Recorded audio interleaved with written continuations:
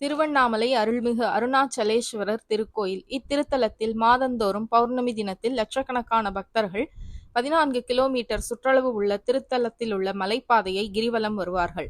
இதனால் அண்ணாமலையாரை தரிசனம் செய்யக்கூடும் கூட்டம் லட்சக்கணக்கில் சேரும். வரும் பௌர்ணமி தமிழ் வருடத்தின் முதல் மாதமான சித்ரா பௌர்ணமி தினமாகும். பக்தர்கள் சித்ரா பௌர்ணமி வழிபாட்டை மிகவும் விசேஷமாக கருதுவார்கள்.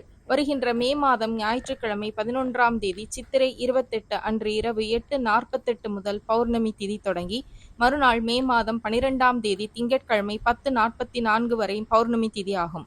எனவே பக்தர்கள் கூட்டம் அதிகமாக வருவார்கள் என்பதை கணக்கில் கொண்டு சித்ரா பௌர்ணமி அன்று விஐபி தரிசனம் ரத்து செய்யப்பட்டுள்ளதாகவும் போலி நெய், கற்பூரம் ஏற்ற தடை விதிக்கப்பட்டுள்ளதாகவும் மாவட்ட கலெக்டர் க. தர்பகராஜ் தெரிவித்துள்ளார். இதனால் பக்தர்கள் சுவாமியை விரைவாக தரிசனம் செய்ய முடியும் என்றும் கூறினார்.